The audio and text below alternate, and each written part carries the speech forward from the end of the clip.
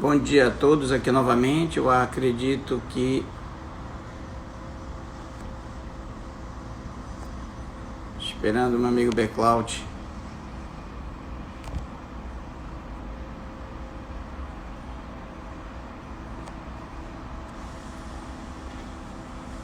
Vou ver se eu convido agora o meu amigo Beclout aqui.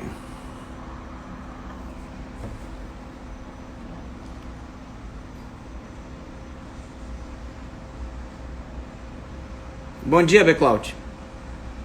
Consegue nos ouvir? Consegue me ouvir?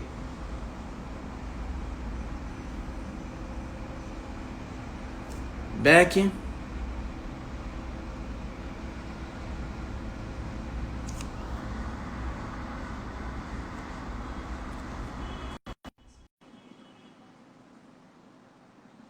Esperando aqui o Beclout, eu acho que ele está ingressando agora. Sandoval, consegue Ô, ouvir? Beck. Tudo bem, eu acho que a sua imagem está com algum problema, né, Beck? Tá, não, tá direto, rapaz. A internet não consegue segurar. Tem hora É. que consegue, tem hora que não consegue. Mas vamos que vamos, vai ser uma. Eu tô brincando, né? Vai ser uma live Lombardi, né? Ou seja, a gente só escuta a voz e não consegue ver quem está falando, né, Quem Beck? tá falando, é. Beck, então a É, gente pode começar a live. Nós vamos. já estamos com 2 minutos do nosso horário. Nós podemos Uhum, conversar com vídeo comigo e a voz. Eu fixei o tema, que é a fundamentação de provimentos judiciais em tempos de Covid-19. E eu uhum. acredito que nós podemos fazer isso. Bom dia, Amanda está entrando aqui. Estou vendo aqui um monte de gente aqui já entrando. O José Anijá, meu grande amigo da Defensoria Pública. Tatiana Cancela Cavalho. Tatiana, do MPT, tá vendo só? Olha, bom dia, Tatiana, bem-vinda, olha só, tá vendo só? Começando agora, eu acho que as pessoas, vamos esperar um pouquinho. Caio Chadi, grande, um aluno amado, Marcelene, também do grupo de estudo que temos aqui de pesquisa. O Caio agora se afastou um pouco, mas o Caio é muito dedicado também. José Anijá já está, quem mais? Amanda Passos foi uma das primeiras que entrou. Luciano. Bom, estamos entrando aqui com algumas, aqui a gente só vai dar alguns segundos para, considerando que a gente teve aquele vai e volta, né, Beck? Beck, você me ouve? Acho que Beck tá. Beclout, você me ouve?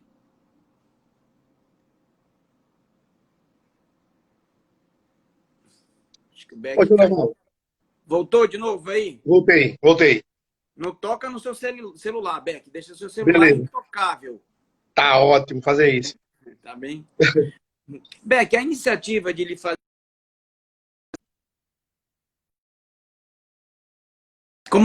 desse convite, como primeira razão, foi a verdade do seu estudo que você fez acerca da fundamentação das decisões judiciais. Uhum. E, obviamente, eu conectei esse tema com o Covid-19, onde nós sabemos que o juiz, ao apreciar um caso, ele depende das razões dos sujeitos que peticionaram perante ele, ele depende de viver, ainda que imaginariamente, ou por meio dos seus próprios sentidos, aquilo que os sujeitos, ou as partes, como comumente se fala, aquilo que as partes viveram. E isso demanda um certo tempo. Mas, em tempos de Covid, ele tem que decidir isso em tempo recorde. Então, obviamente, eu estou lhe provocando aqui para que nós comecemos a conversar sobre a fundamentação das decisões judiciais. Depois, Beck, você está me ouvindo?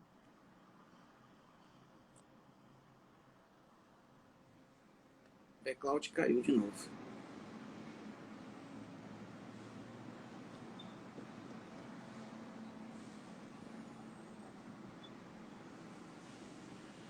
Beck? Oi. Tá caindo direto, Sandoval. Eu não sei o porquê. Pois é, Beck, você está igual a prestação. Você está na Tô, medida tô. provisória. Vamos ver se a gente consegue. Você me ouviu É, o que eu falei ou não? consegui tudo. Tava ouvindo você. Ah, então tá ótimo. Então eu vou já passar a palavra para que você fale. Então eu gostaria que você Aham. falasse, eu depois tenho umas outras perguntas para ir encaminhando nessa situação e dialogando com você. O que é que você tem a me falar sobre a fundamentação? Considerando que... Beck, está me ouvindo? Tô ouvindo sim. Considerando que o juiz precisa se colocar na posição das partes envolvidas e tem que fundamentar onde as próprias partes estão em grande dúvida. Não tem certeza do que fazer, do qual o direito, ele transfere isso para o juiz. Gostaria de lhe ouvir, a gente vai conectando, tenho medo de você parar de falar. Então, comece a conversar aí.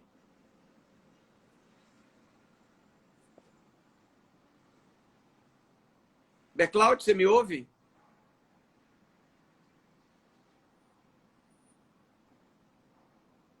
Olha, Maria José Bragança, Clesson, só gente... Opa!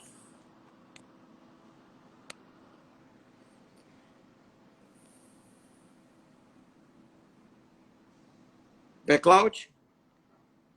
Tá me ouvindo, Beck? Tô assim, Sandoval. Tá caindo direto. Tá, Tomara tudo que bem. Então segure. Vamos lá. comece a falar. Veja, quando a gente pensa na ideia de fundamentação, a ideia de fundamentação vem para a gente como um grande alento, né, contra a arbitrariedade. Na realidade, a gente tem a fundamentação como um grande mecanismo de proteção contra a decisão arbitrária, né?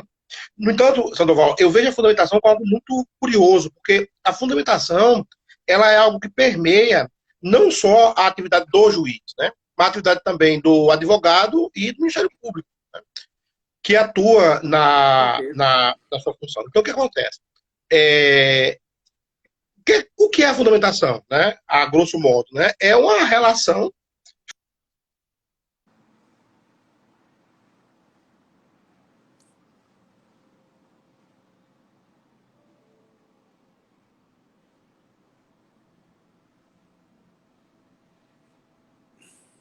Acho que o Beck caiu novamente. Estou chamando ele novamente. Alguma hora tem que se estabilizar essa conexão, Beck. Tá complicado. Eu estou Tem aqui do lado. problema não, Beck. Vamos lá, a gente é mais forte. Vamos conectar isso daí.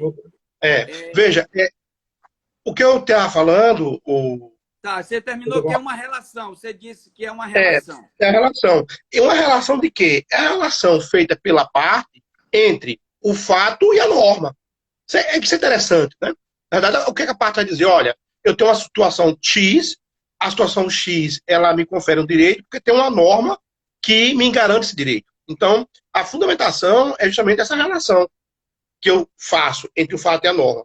Isso é feito pelo advogado, pelo MP, né, pelo defensor público, e, claro, tá, ela deve ser estabelecida pelo juiz na hora de fundamentar. O que acontece com o juiz, que é interessante.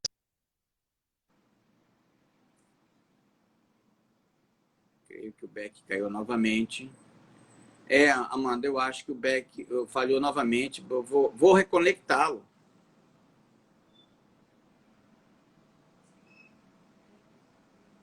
Tá realmente muito ruim a conexão. Eu acho que lá em Alagoas a conexão está limitada, igual alguns países que limitam. Vamos ver aqui se ele normalmente reconecta. Ele precisa aparecer de novo aqui, me pedindo... Opa, apareceu, está aqui. Vamos lá, Beck. Vamos continuar com a sua discussão. Beck? Oi, voltei, Sandoval. Eu tava... Veja...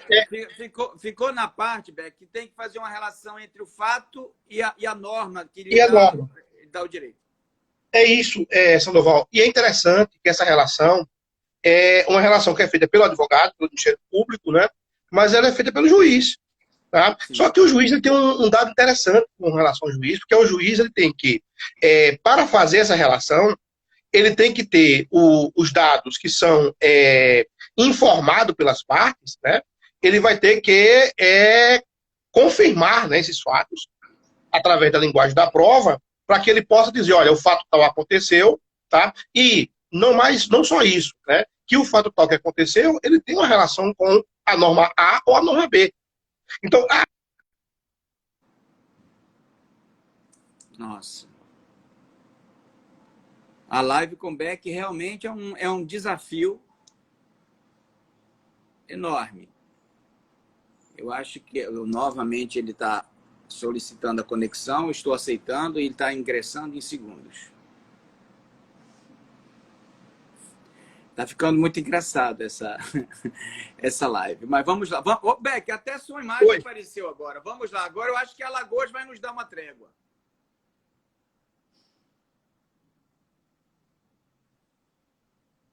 Beck?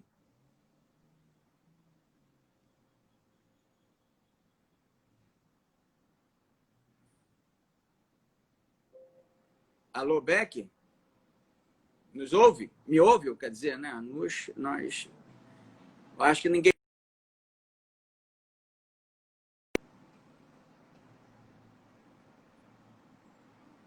Bom, Beck deixou novamente, deixa ele fazer o novo pedido. A doutora Natasha Veloso está dizendo que travou a net dele. Está travando direto. Eu não estou conseguindo. Olha, pediu novamente o ingresso, vou aceitar novamente. Não vou fazer nem muitas perguntas complicadas para ver se ele termina o raciocínio dele.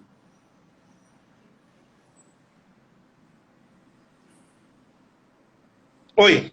Pois não, Beck, vamos lá. A minha voz, minha voz só tá tipo telegrama, né? Aos pedaços.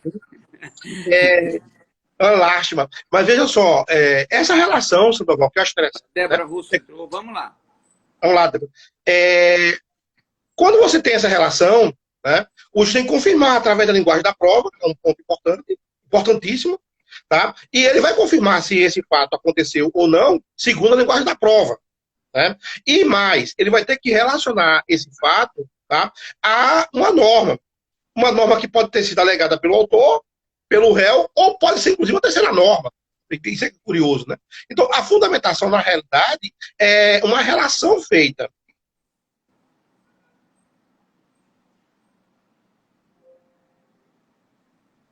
Eu creio que ele saiu novamente.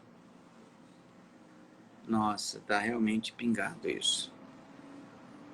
Olha, aqui estou vendo a presença aqui do Felipe Silveira, bom dia. Zé Pedro, nosso amigo do MPT, bom dia, Zé Pedro. Olha, pessoas aqui muito conhecidas. Obrigado por prestigiar o evento, apesar do evento estar ficando aqui, a prestação está indo de pedaço em pedaço, porque Alagoas não está deixando eu e o Backcloud conversarmos sobre fundamentação dos provimentos judiciais. Tem umas perguntas interessantes, estou até com receio. Beck, voltaste? Beck? Oi. Sandoval, que coisa, né? Vamos lá. Então, essa relação ela vai ser importante para o magistrado. Agora, esse link, né, que se dá entre o fato, né, e a norma, ela é construído pelo magistrado na hora dele elaborar sua decisão. Então, a decisão ela vai ser construída, né, dentro dessa elaboração, e ela é construída caso a caso. É por isso que o juiz deve, né, caso a caso, motivar sua decisão. Por quê? Porque cada caso evoca um fato, e o fato ele é irrepetível. Por mais que ele seja parecido, ele é irrepetível. Então, por isso a necessidade que tem o magistrado de, caso a caso, tá, ele deve analisar a situação do fato para fundamentar. Então, essa fundamentação, e aí eu estou pegando muito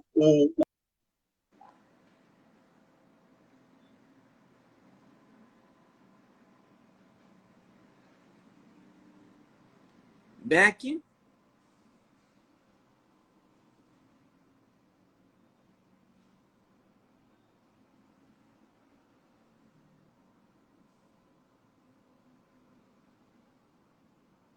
Estou vendo que o Felipe já tem uma pergunta. Vou esperar que o Beck está normalmente voltando. A Ivete Franco entrou também. O gabinete 13º aqui. Olha, tem que contar. O Ibope baixo, Ivete. A gente tem que contar com tudo. Vamos que vamos. Olha, tá vendo? Oi, Sandoval.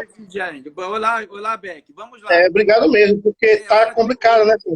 O Felipe Silveira está até pedindo para você falar aí sobre a questão da escolha das provas pelo juiz. O juiz pode escolher as provas. Vamos lá. Vamos lá. Interessante isso. Então, veja, O juiz não pode escolher as provas. Eu entendo que não pode. João, vamos falar contigo. Por que não pode? Porque, na realidade, as provas é um campo, eu vejo um campo das partes. Tá? E por que o campo das partes? Porque, na realidade, a prova, ela é a confirmação, né, de uma alegação feita pela parte. A parte que sabe do fato. O juiz não sabe do fato, né? Na realidade, o juiz só sabe do fato pela fala das partes. Tá? E aí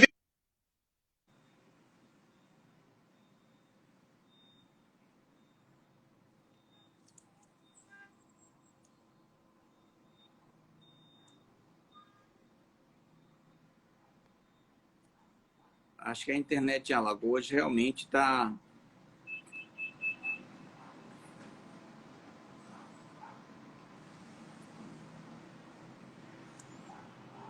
Vamos ver se ele faz o pedido, aí eu vou ver se ele encerra e eu começo a falar alguma coisa, eu começo a conversar sobre as ideias dele, abordando um pouco esse tema, mas deixa eu ver se ele... Débora, tá uma pena mesmo, tá...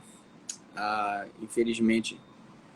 O Zé Pedro, o livre convencimento do juiz, em razão de sua vivência, pode desconsiderar provas essenciais ao PEC pediu de novo, está aqui. Pode desconsiderar as provas essenciais ao deslinde da questão. Nesse caso, temos de recorrer a uma afirmação. vamos lá. Vamos lá. Tá difícil. Veja, e aí Moura chegou. E aí, Silveira, veja, a prova é um fato que é comum às partes, e não ao juiz. Então, quando as provas é comum às partes ao juiz, quem tem acesso às provas são as partes. Né? Não é o juiz não tem interesse. O juiz, na verdade, é um leitor secundário nessa questão do fato. Né? Agora, é claro, uma vez levados os fatos ao magistrado, ele tem acesso a esses fatos. Tá? E, de certa forma, e aí é uma discussão muito interessante da doutrina, é se o juiz teria iniciativa probatória. Né? Na realidade, vamos dizer assim, no nosso sistema, e aí a gente tem que trabalhar com o sistema da gente, eu não concordo, eu acho, inclusive, que ele seria inconstitucional, a parte que diz que o juiz tem iniciativa probatória, mas está aí no sistema, e como está no sistema, está válido, ou seja, até ser considerado inconstitucional, está valendo.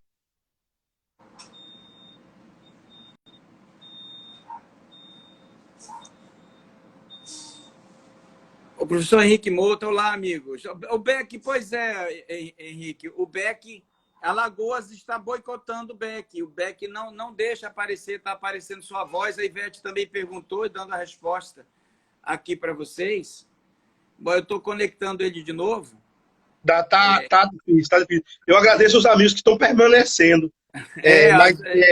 Só a força da amizade e do conhecimento faz. Só amizade só. Agora eu acho que a Alagoas está boicotando aí, viu, meu amigo Beck? Tá me boicotando, tá boicotando.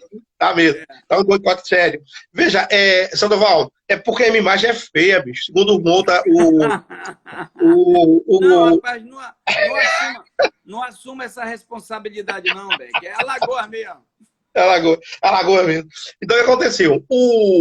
Essa questão do fato, embora esteja no sistema, tá? Eu acho que é inconstitucional, mas veja, isso é um problema de sistema, um sistema positivado. Não tirou, então se não tirou, tá no sistema, tá válido, e aí como que o Zeniano... Beck, você caiu de novo? Beck, eu não sei se houve, né, nessa discussão. Alô?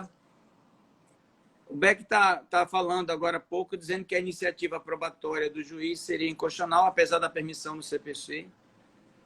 Eu tenho um posicionamento diferenciado disso. Eu já tenho um posicionamento de que a busca da verdade é uma das atribuições do juiz. Bora ver se ele ouve, enquanto nessa conexão ele já vai dialogando com uma possível pergunta. Aí que eu estava falando, tá no sistema, então, retornando, né? É válido, tá certo? É válido estar no sistema. Agora eu entendo que ela tem vício. Mas vamos lá, tá no sistema. O juiz, mesmo no sistema, ele conhece o fato de forma secundária.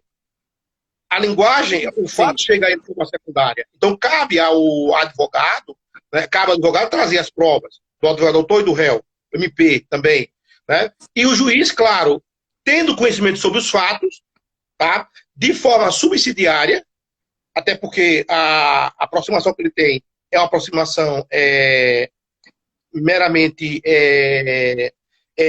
mediada, né? Mediada pela linguagem das partes, né? Ele poderia, né, segundo o sistema, produzir provas. Tá? Ou seja, ele poderia requerer a produção de provas. Sim.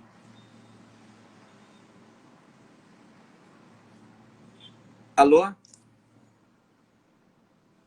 Beck, o Henrique está perguntando como observa a vedação da produção de prova pelo tribunal, especialmente no âmbito do STJ e STF, com a súmula número 7.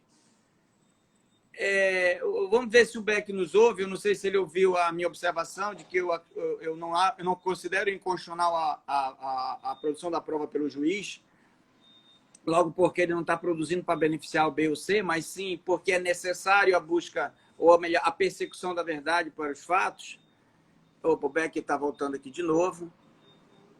E eu vou me pronunciar também, Henrique, sobre sua pergunta em relação à súmula do STJ e do STF e a possibilidade do tribunal produzir prova, que eu considero que é possível, sim, essa produção de prova, até pela permissão literal do CPC, lá nos poderes do relator, onde muita gente atrela aquilo a uma atividade originária nos tribunais, e eu considero aquilo que compreende todas as atividades do tribunal. Obviamente que a questão da súmula STJ e do STF, eu até compreendo que pode ser entendida que ela foi superada pelo CPC, é uma interpretação plausível que eu defendo.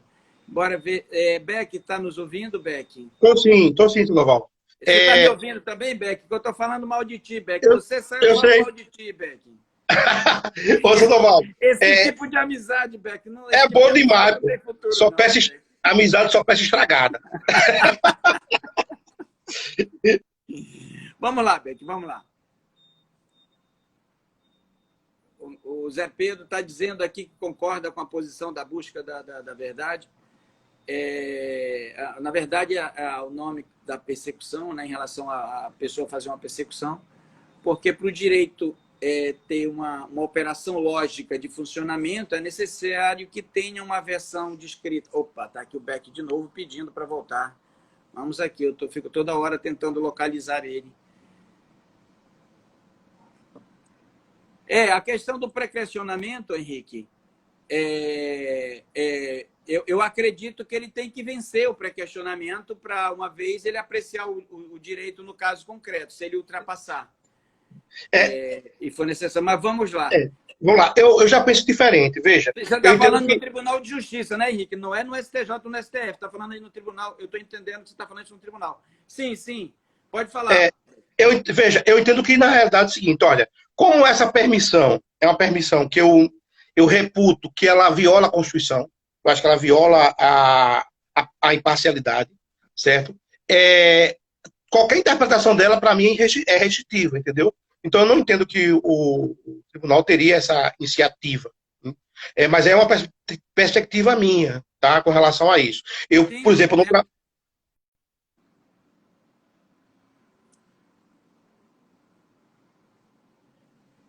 Olha, o Beck quando sai, a gente tem que preencher com alguma coisa. Obviamente, lá vou eu falando aqui. Eu acredito que a percepção constitucional de acesso à justiça não pode permitir que o acesso à justiça seja desconectada com a busca a persecução da verdade. Porque, senão, eu não tenho uma teoria de justiça. A teoria de justiça em eventos falsos ou eventos de má interpretação, obviamente, vou levar a decisões injustas, que é um princípio, um valor. Beck, voltou? Voltei. Eu concordo. Eu tô horrível. Você fecha a porta, eu falo mal. Você abre a porta, eu paro. Deus, como eu não trabalho com verdade, né, no processo, eu acho que é uma categoria que o processo não é gnoseológico. Eu sei que o Sandoval trabalha com isso, e muitos autores trabalham com isso. Eu parto de outra premissa, né? Para mim, os fatos são afirmados, tá? A prova confirma ou infirma e o juiz firma.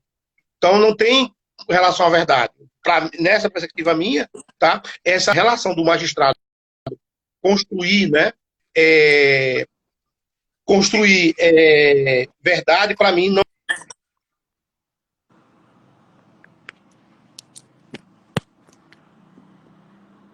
Beck? O Beck tem um pensamento filosófico que realmente a gente tem uma discordância de origem. O raciocínio dele é muito bom sobre essa premissa, porque como ele tem uma base teórica que afirma e dá sustentáculo, apesar de eu discordar na base, tá boa parte da nossa discordância, o que eu aprecio muito no Beck é que ele tem uma fundamentação coerente. Eu posso discordar da teoria do que ele se funda, mas eu não discordo das conclusões que ele chega partindo das premissas que ele considera.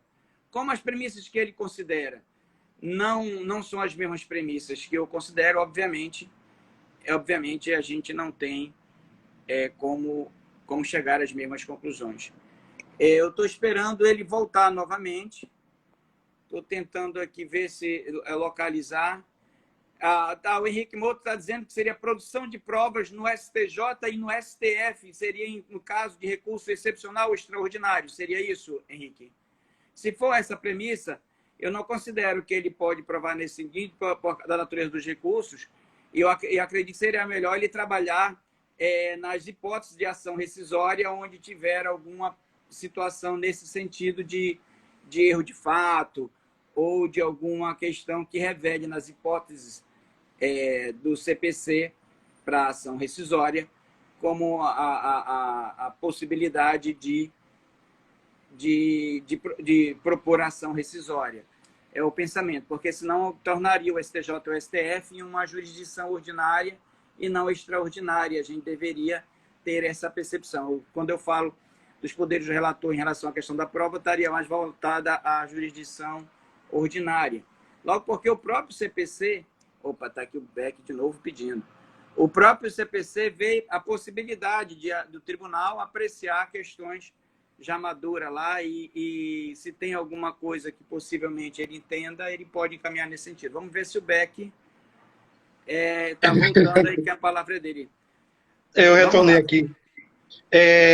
Então, Sandoval, como eu estava falando, né, como eu trabalho com essa perspectiva de verdade, sim, então eu não aceito a ideia, né, que o juiz teria essa capacidade de produzir provas, né?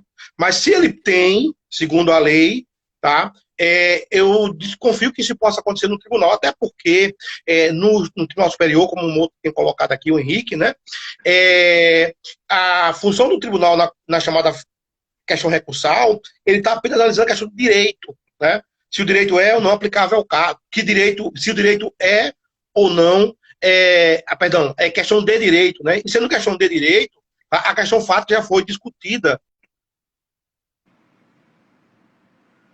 Já foi discutida, exato. Mas aí você estaria dizendo... Não, então eu não entendi um pouco. Vamos ver, acho que como está falhando o mundo. Beck, eu não sei se você me ouve, mas você estaria dizendo que teria que produzir prova, o STJ, o STF, inclusive em sede de recurso excepcional, caberia o STJ ou o STF, ainda que não pré-questionado, produzir provas, é isso, tornar isso o STJ ou o STF uma jurisdição ordinária? Ou você está dizendo o contrário, que admitiria isso nos tribunais de justiça e no STJ e no STF, não, seria isso? Seria isso, o tribunal teria essa função de rever, né, a questão fática e jurídica, mas no recurso especial extraordinário, essa questão fática, ela se perde, porque, na verdade, sim, para mim, a função dos tribunais ordinários é uma questão de julgamento, tanto com relação a fato, com relação ao direito. Já os tribunais, no recurso especial extraordinário, estaria distrito a questão do direito. Sim. E por isso não teria essa análise. Mas é uma questão interessante para ser colocada, entendeu? É uma questão muito interessante.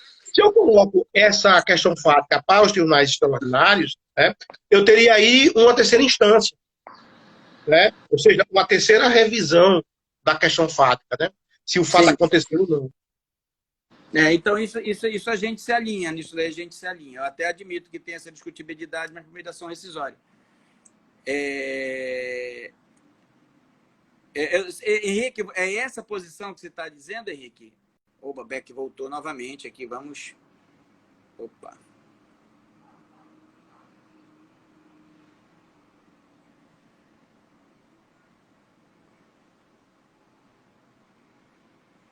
Aqui o nosso amigo Jober Freitas, amigo de longas datas, Samantha Bittencourt, que saudade, Samantha, aí, nossa época de faculdade. Oi, voltei. Voltou. Vamos lá. Parece que a gente se afina, então, em questão da produção de provas no recurso, no recurso que é de ordinário Comum. na jurisdição Sim, e não no extraordinário. Tá, ok. Vamos lá. é, Pode ter. então, a fundamentação, ela tem esse papel, eu acho que, voltando ao ponto inicial, né, de relação, Sandoval, que é uma relação Uhum. importante. Agora, veja, essa relação é precária na decisão provisória, no caso de tutela provisória. E essa relação é precária porque só haveria uma única voz falando, que é a voz do autor. Então, numa tutela antecipada, por exemplo, numa tutela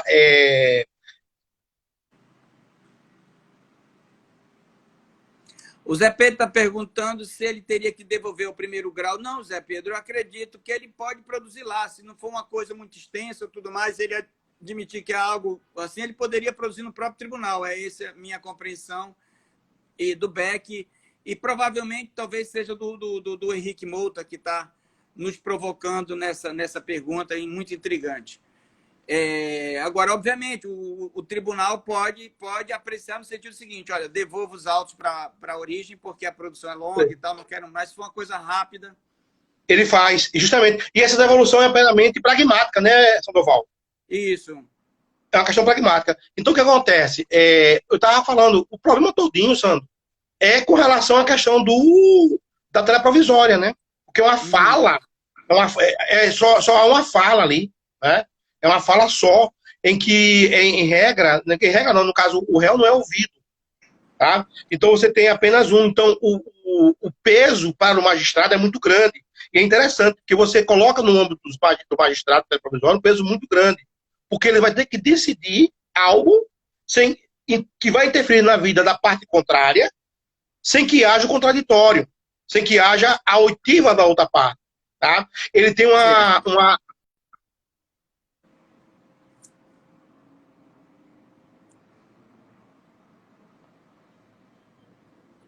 Olha, eu acho que ele está caindo novamente aí. Vamos ver se a gente espera mais um pouco aí. A fundamentação que ele está trazendo aí é uma fundamentação da versão fenomênica, ou seja, em relação aos fatos. Por exemplo, Zé Pedro, enquanto ele não pede novamente, eu vi muitas vezes em tribunal a alegação de algum tipo de prescrição que estava em outro processo e o desembargador indo buscar no outro processo aquela prova que não tinha sido juntada e se travou a questão se ele podia ou não podia, porque ele estava buscando provas do convencimento em um processo em que as partes não tinham alegado. E aí, obviamente, eu me posicionei no sentido favorável de que ele poderia, sim, buscar. Estou vendo aqui a Suzy Petrola também entrando aqui. Seja bem-vinda. Ô, Sandoval, que bom. Oi. Veja, caramba, tá difícil. Vamos lá. Quando a gente tem a tela provisória, tem esse problema, né? E Sandoval, a meu ver, talvez um dos grandes pesos do magistrado. Tá? E aí você coloca para ele um dever de argumentar muito maior. Tá? Mas esse dever de argumentar, ele, claro, ele tem uma contrapartida, um ônus muito maior da parte autora de argumentar. Sim. Então, na realidade, eu tenho, de um lado, um ônus muito maior da parte autora, quando pede a tela provisória, tá? De argumentação. O ônus argumentativo da tela provisória é muito grande. Eu acredito que ele quer novamente. Henrique, realmente você me traz uma premissa em que eu penso muito na possibilidade do STJ ou STF e acredito que eu fui, nesse momento, limitado pela questão do pré-questionamento. Eu acredito que é uma questão muito interessante. Para mim, a primazia de mérito, que é um princípio do CPC, tem assento no valor justiça, onde eu defendo muito essa premissa. Mas aí eu estaria transformando o STJ e o STF em um tribunal ordinário e não extraordinário. De repente, até trabalhar a natureza jurídica do STJ e do STF em sede de tribunal extraordinário, que no Brasil não é só de cassação, né? O Brasil ele tem um julgamento, e rediscutir a questão da prova em sede de recurso especial extraordinário, se estaria preclusa ou não a produção dela numa sede de recurso extraordinário. Porque ele já estaria mais preocupado, os fins ali já não era mais simplesmente a justiça no caso concreto, mas a uniformização daquele padrão decisório, como diria Alexandre Freitas Câmara, para toda a federação, seja de nível da legislação infraconstitucional, seja de nível constitucional, seja, caso seja STJ, STF. Mas considero suas discussões muito importantes e vai ao encontro daquilo que eu penso na persecução da verdade. Para mim, o pilar da verdade é necessário. E não adianta, para mim, no meu pensamento, eu acho que, aproveitando enquanto o Beck está ausente, não me pede a entrada aí, porque quando ele vier, ele vai poder falar diferente.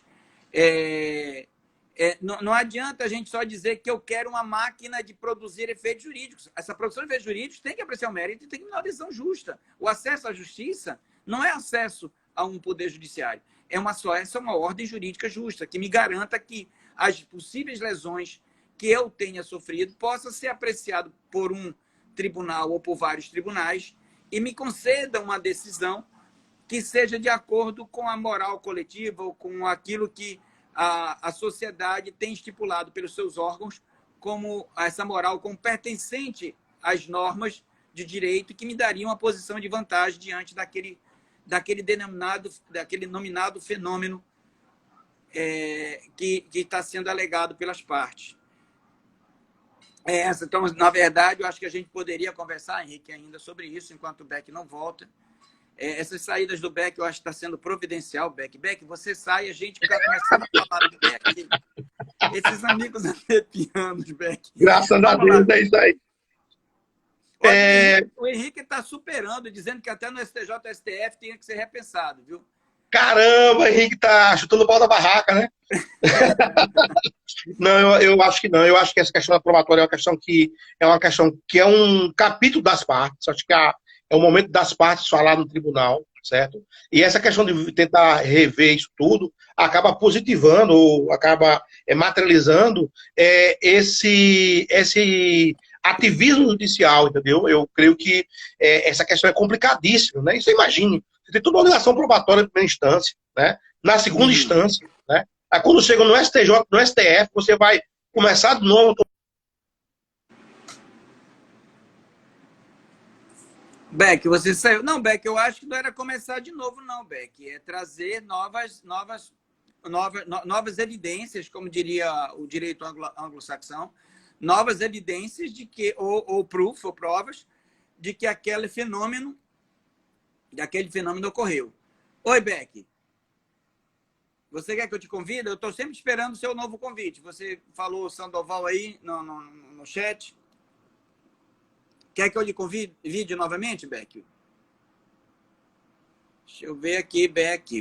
Vou mandar para você. Tá aí, Beck. Mandei para você.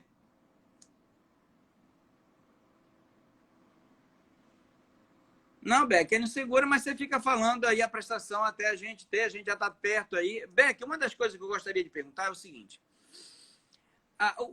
As partes em tempo de Covid, quando leva, nem ele tem razão. Ele começa a relatar supostamente aquilo que ele gostaria que fosse na sua primeira interpretação e a verdade não se confirma, porque não há muitos elementos. Por exemplo, se você tem um determinado sintoma, você não sabe se é Covid ou não. Você não sabe se ele não fundamenta como Covid ou se ele não fundamenta como Covid.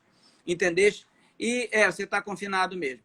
E nesse aspecto, eu estou lhe convidando novamente, Beck, veja se você aceita aí. Aceita aí novamente. E isso pode trazer uma má interpretação do juiz, o juiz ter que fazer um esforço racional maior que o normal para tentar daí tomar determinadas conclusões acerca do que ele trouxe daquela fundamentação ou daquilo que ele fundamentou. Outra questão interessante que eu gostaria de te ouvir, Beck, é como ficaria aquelas decisões judiciais no dever de fundamentação em que não é necessário fundamentar. Por exemplo, suspeição. Suspeição por foro íntimo não tem fundamentação. Ou então as decisões do tribunal do júri, por exemplo, onde o tribunal do júri ele simplesmente profere a decisão, e ele não consegue, e ele não há necessidade de fundamentação. Outra questão que eu gostaria de lhe provocar também nesse dever é como ficaria o dever de fundamentação diante da inteligência artificial. Ou seja, tem um determinado padrão decisório que já está colocado nos softwares que atende a um determinado logaritmo que, na verdade, dada aquela situação, ele já tem a fundamentação pronta. Não é um ato de vontade, não é uma questão que vem do juiz, é uma questão que vem da máquina, é programado por alguém que pensou logaritmicamente, que pode estar tendenciosamente indicado em alguma ideologia ou algum pensamento, democrático, antidemocrático, republicano, antirrepublicano, e de repente eu recebo aquela decisão que a própria máquina Você acha que a máquina ela pode ser considerada como algo para fundamentar as decisões? Deixa eu lhe convidar novamente, Beck. Você não está conseguindo, Beck, mandar mais fundamentação para mim, não? Ou mais convite para mim, não?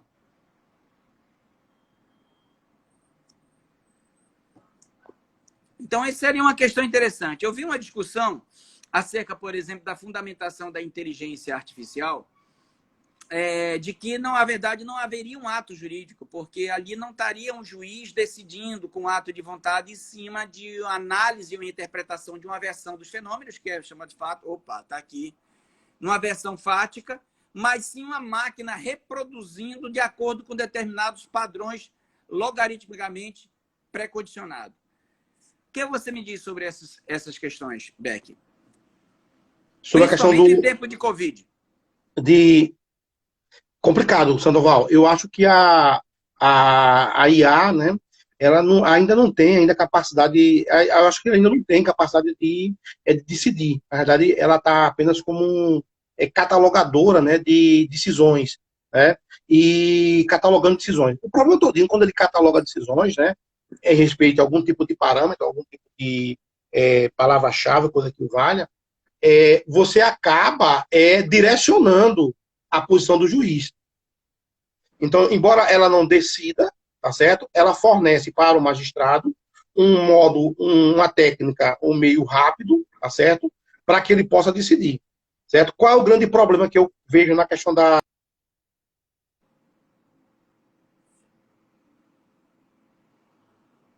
Bom, o Beck vai pedir de novo. Mas, Beck, aqui eu volto à provocação para você, porque é o seguinte, o STJ, o STF e muitos tribunais de justiça estão adotando essa inteligência artificial. E outra, não tem como, uma vez delegada a inteligência artificial, não tem como os analistas revisarem todas aquelas fundamentações que a máquina fez, porque senão o objetivo por qual a inteligência artificial foi articulada deixa de existir, porque o tempo que levaria para ele fazer, agora vai levar para ele analisar. Só tem lógica a máquina trazer essas percepções para otimizar, só tem lógica se eu tiver uma certa confiança de que a máquina está dando decisões ou fundamentações que eu supostamente concordaria. E isso poderia impactar, inclusive, a teoria do ato jurídico, porque não é um ato de vontade humana caso a caso. E aí, no caso, teria uma máquina. De repente, a decisão sairia para um ato de vontade, para a formação de um ato jurídico, para um evento da máquina, né, por meio da inteligência artificial, mais classificado como fato jurídico. De repente, gradualmente, com a inteligência artificial, talvez esteja migrando a decisão judicial da teoria do ato jurídico para o fato jurídico numa premissa. Isso, obviamente, estou fazendo uma provocação, não tenho aqui uma conclusão fechada sobre isso, mas para lhe ouvir. Eu estou lhe convidando novamente, Beck, para falar sobre isso daí, porque tem tantas questões interessantes para falar com você, sabe? E realmente a internet está começando a brecar. Eu estou tentando aqui suprir as lacunas que estão sendo deixadas por seu corte, mas eu estou lhe fazendo novos convites. Se você puder aceitar aí, olha, eu mandei, foi enviado com sucesso. E obviamente, é uma realidade para mim hoje quase irreversível. Situações, por exemplo, como dependência, conexão, continência, pode ser definida pela própria máquina e as decisões judiciais podem produzir.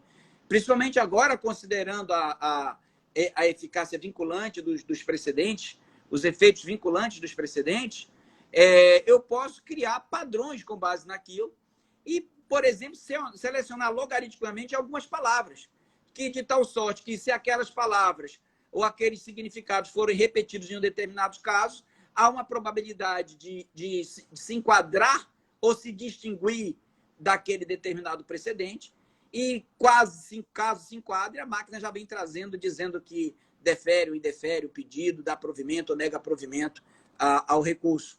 E eu acredito isso, uma realidade que hoje nós estamos vivendo, em que o direito ainda não está conseguindo dar conta. Eu fui para o Congresso Internacional da Associação Internacional de Processo, e lá nós discutimos muito sobre a questão de o nosso sim, a nossa vontade, ser o accept e o don't accept, ou seja, eu aceito ou não aceito. Na hora que você aceita aquelas condições, vinculou tudo, chamou tudo para você. Você aceita que faça tal coisa, mas os tribunais nem estão dizendo aceita ou não aceita. Estão adotando vamos lá, Beck. Agora voltei. Estão adotando a inteligência artificial e está vindo decisões em massa. Tanto é que o tribunal, o STJ, o STF, os tribunais de justiça estão fazendo decisões, julgamentos recordes. Impossível para a capacidade humana. E só faz lógica, só tem lógica eu adotar a inteligência artificial se eu não usar o homem para fazer aquilo. Porque se eu usar o homem mesmo para analisar, eu vou gastar o tanto de tempo, então perder o sentido, é melhor sair da inteligência artificial. Eu concordo com você, Sandoval. O Sandoval, isso é talvez um dos grandes problemas para a doutrina hoje, né? E eu falo para a doutrina por quê? Porque isso está sendo implementado de forma fática, tá? Fática e extremamente rápida, né, com relação a isso, tá? E a gente não está refletindo sobre isso. Por quê? Veio como instrumento, foi colocado como uma máquina de escrever, né? A inteligência artificial não é uma máquina de escrever, não é um computador, né? Ela, na realidade, ele é uma outra ferramenta, tá? Que ela tem uma capacidade de influenciar. Por quê? Porque você, ao catalogar decisões, ao pegar decisões e sair catalogando, tá? Essa catalogação antigamente era feita por mãos humanas, tá? Sim. Que fazia seleção. Essa seleção agora, por ser automática, né? Ela já direciona o magistrado. Sim, tá? sim. Ou seja, ela já indica, então ela acaba tendo um poder de influência muito grande. Tá? Por essa razão, a gente está muito atento a isso. Por quê? Porque a IA, hoje, ela não consegue julgar ainda. Né? A capacidade de processamento, pelo que eu tenho lido, né? Ela não consegue ainda fazer judício, né? Fazer ainda escolhas. Mas ela já diz, olha, há, nesse sentido, uma orientação. Só que isso depende muito, Sandoval, dos critérios. Sim. Que critérios é isso aí? Palavras-chave. Às vezes a palavra-chave é problema. Vou dar um exemplo para vocês que aconteceu com a gente. Né? Com o Carol Bruno Revela, Carolina, Bruninha, Carol, a querida amiga lá do Rio Grande do Norte. Atriz fantástica. A Bruna, Carol, sejam bem-vindas aí. Bruninha tá aí. Veja só, quando a gente vai falar sobre decisão judicial e essa questão do algoritmo, Sandoval, qual é o tópico que a gente tem que colocar? E aí deixar bem claro com relação a isso. Essa catalogação é feita, tá certo? Essa escolha é feita. E eu tive um caso muito curioso. Foi o seguinte, eu conto essa história porque é muito curioso, inclusive está em andamento. O STF, ele julgou um tema, dizendo o seguinte, olha, não cabe cobrança de PSS, que é contribuição previdenciária, para o empregado, tá? Sob texto de férias. É um julgamento longo, demorou acho que uns 4 anos, o Zavascki voltou, faleceu, mas fixou o tema. Nisso, vários processos retornaram e foram colocados para rodar, porque estavam suspensos. Sim. E foram baixados. Né?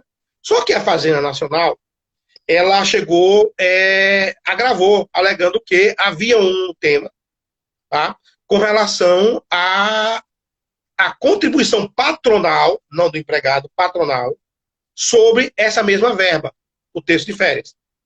Tá? Veja, uma coisa é um tributo para o trabalhador, outra coisa é um tributo para o empregador, são tributos diferentes. Né? Tranquilo. Só que subiu via agravo para a TNU, a Turma Nacional de Informação. Tá? Que aconteceu? Palavra-chave. Texto de férias, contribuição previdenciária. O que aconteceu? Suspendeu. E o que aconteceu? Publicou-se a TNU que eram temas diferentes, que o Supremo já havia julgado aquele tema. Tentou fazer a distinção. Gente, não funciona a distinção com máquina. Não funciona. Porque a máquina não ouve. O que aconteceu? Estão todos sobrestados. E estão sobrestados com base em um tema que não diz respeito à matéria, que já foi julgado pelo Supremo, mas está aguardando um julgamento do Supremo sobre outro tema que nada que ver. Enquanto isso, as pessoas estão esperando. Tá? Mas o que é isso, gente? É que a inteligência artificial, ela cataloga por conta de critérios. O grande problema é quem faz esses critérios, né? A história de Humpty Dumpty, né? Aquele ovo fantástico, né? Eu adoro essa história do Humpty Dumpty porque no Alice, no País da Maravilha, né? O Humpty Dumpty é fantástico. Ele é um ovo em cima de um muro, tá? Um ovo em cima do muro prestes a cair. E isso é a síntese, perdão, do chamado pensamento autoritário. Porque ele não tem substância. Se ele cair, ele quebra. Tá? No entanto, o que é que de Humpty Dumpty? A palavra significa aquilo que eu quero que ela signifique. Sim. Né? E essa é a grande questão de Humpty Dumpty no Alice, no País dos Espelhos. Né? Então, o que acontece? É um argumento autoritário? É. Tá? E a gente está hoje vivendo um problema muito sério, que isso não é fundamentação. Veja que loucura, né? Isso é arbitrariedade. Tá? E por que não é fundamentação? Porque eu não posso dialogar. Não há diálogo com a máquina. Tá? Como não há diálogo com a máquina, eu tenho apenas uma voz, tá, do programador que criou o algoritmo, que determina aquelas palavras-chave, ela vai guiar o aplicador, inclusive. Tá? Vai dizer, mas o aplicador não decide. O aplicador é que decide. É o juiz que decide. Mas a influência das chamadas decisões. Ou seja, o magistrado ele fica tendencioso, tá, a decidir conforme aquele catálogo trazido pela máquina, que é um instrumento fornecido pelo próprio tribunal. Veja que loucura. Né? Não é um instrumento fornecido pelo advogado, da parte, pelo MP. Não. O tribunal forneceu um instrumento e, com base nesse instrumento, ele vai decidir. Então, ele está seguro. Dizendo, olha, eu estou decidindo com base no meu tribunal, eu estou decidindo com base no programa que o tribunal está colocando. Ou seja, tem tudo para dar errado. Por que tem tudo para dar certo? Então, essa é a questão. Por que tem que estar errado? Por quê? E aí é um grande problema que eu tenho levantado, Cristóval. O grande desejo da humanidade na filosofia, e aí você é um expert em filosofia, e uma coisa que também eu admiro em você, além do direito, esse gosto pela teoria do direito e pela filosofia, é ter controle sobre o futuro. Né? Por exemplo, passando a começar por Pitágoras. Sim, né? sim. E eu acho que Pitágoras fantástico, porque ele pensa o mundo como números. Né? Nietzsche, veja que interessante, ele, ao falar de Pitágoras, diz o seguinte, olha, o que é o futuro? O futuro é um cálculo. Veja, para Nietzsche, né, a leitura que ele faz de Pitágoras, o futuro é um cálculo. Tá? E se o futuro é um cálculo, é certo. Tá? Ou seja, eu não tenho a função do cálculo é acertar. E, claro, detectar erros. Quando eu faço operação matemática, eu tenho problemas a ser resolvidos. E aí é algo interessante. Se eu tenho problema, Marcelene, eu sou fã, eu tenho fã, Marcelene. Se eu tenho um problema, eu tenho a solução correta. Tá? Só que a humanidade, para o amanhã, não tem problema, tem dilema. Né? E os dilemas não têm soluções corretas. Tem soluções possíveis. Tá? Só que quando eu tenho uma solução por cálculo, eu tenho soluções certas. Se eu tenho solução certa, eu não tenho mudança. E aí, claro, eu vou chegar ao momento em que essa ambição por uma segurança precisa do direito, tá, vai matar o próprio direito, que o direito deixe de ser um papel de mudança da sociedade. E é importante que ele seja. Tá? Então, quem está tendo com relação a essa ânsia de certezas pelo sistema, ela está gerando para a gente não só uma instabilidade, Val, está gerando, na realidade, uma total desilusão. Tá? Porque a pior coisa que pode existir é a certeza do amanhã. Tá? Porque a certeza do amanhã, tá, me faz com que ele me seja indiferente. O que torna o amanhã importante é que ele pode ser diferente. Sim. Tá? E essa forma de ser diferente que é importante para a gente. Então, essa incerteza, ela, em certo grau, ela é importante para a humanidade. Tá? Então, o que a gente está buscando com a decisão perfeita, tá, na realidade, é a nossa prisão. Né? Então, não é uma liberdade, é a prisão. Então, eu costumo dizer, eu prefiro ser julgado por homens que erram do que por máquinas que acertam. Tá? Os homens que erram, eles são capacidade a capacidade de errar é o que nos torna melhor, né? Essa capacidade de querer melhorar, inclusive, né? Não é, a nossa perfeição está na capacidade de errar, aceitar os erros e crescer com ele, tá? Quem acerta, não tem, quem sempre acerta, ele não sabe o que é o erro, né? Ele perde a noção do erro, tá? E aí perde também, claro, a nossa humanidade. Então a decisão judicial passa por um grande desafio, tá? É uma técnica interessante por causa desse grande problema do volume, tá certo? Mas aí veja só, eu não posso pensar o volume como um problema. Eu acho que o volume, na realidade, é uma contingência, tá? E mais, né? Eu não posso curar a doença atacando o sintoma, né? Na verdade, essa questão, a gente tem que se perguntar por que temos tantas demandas judiciais, tá? Porque, e aí volta aquela nossa discussão de ontem, no nosso webinário, né? Sim. É porque as pessoas não estão encontrando no executivo, no legislativo, tá? As soluções que a gente deveria ter, né? E aí sobrecarrega o judiciário. Então, a crise do judiciário, na realidade, é uma crise dos nossos poderes, executivo e legislativo, que são incapazes de estar dando respostas satisfatórias para as grandes demandas da sociedade. Até os nossos poderes como particulares, de resolvermos nossos próprios problemas. A gente delega muito. Perfeito. E justamente isso. E você está perfeito nisso. Então, a gente virou meninos mimados, né? Que não quer construir soluções. A gente quer soluções prontas, tá? E quer que o outro resolva.